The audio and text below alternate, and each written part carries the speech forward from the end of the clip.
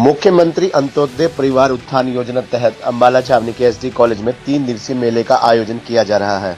मेले के दूसरे दिन उपायुक्त अम्बाला ने मेला स्थल का दौरा किया। उन्होंने उपस्थित स्टाफ को भी कहा कि वे यहां पहुंच रहे लाभार्थियों की काउंसलिंग के माध्यम से उनसे बातचीत कर उनका मार्गदर्शन करें और जिस कार्य के तहत उनकी आमदनी बढ़ सकती है उसके लिए उन्हें प्रेरित करते हुए इस कार्य को करवाना सुनिश्चित करें।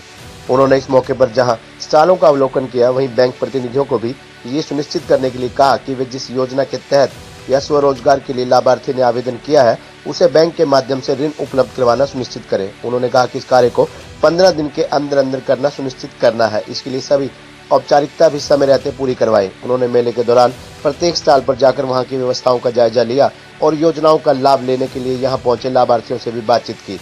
उन्होंने किस योजना के लिए आवेदन किया है उसकी जानकारी और उनका मार्गदर्शन किया कि वे उन योजनाओं के तहत अपने आवेदन करें जिनसे उनकी आय में वृद्धि हो सके और वे जीवन में आगे बढ़ सके।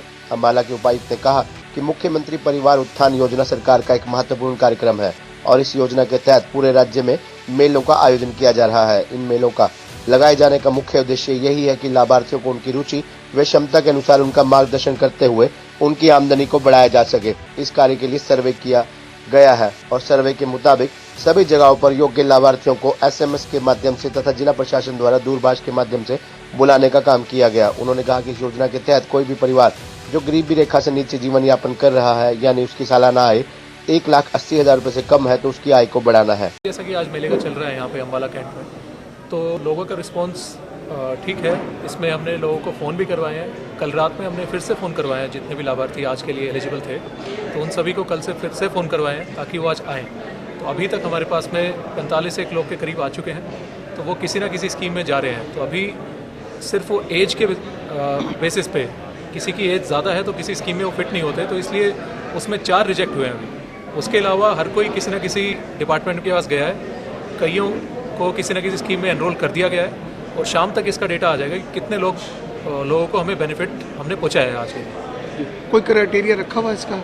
तो क्राइटेरिया हर डिपार्टमेंट के अलग अलग है। जो भी स्कीम्स हैं उनमें हर स्कीम का क्राइटेरिया अलग है। अगर जैसे किसी को लोन लेना है तो उसका क्राइटेरिया अलग है, या फिर किसी को ट्रेनिंग करवानी है, या कोई पशुपालन के लिए जा रहा है, या फिर कोई एनुअल में लोन ले रहा है या बैंक से सीधा लोन ले रहा है। तो हर एक के क्राइटेरिया अलग है, पर हम कोशिश कर रहे हैं क्राइटेरिया उनके मीट हो।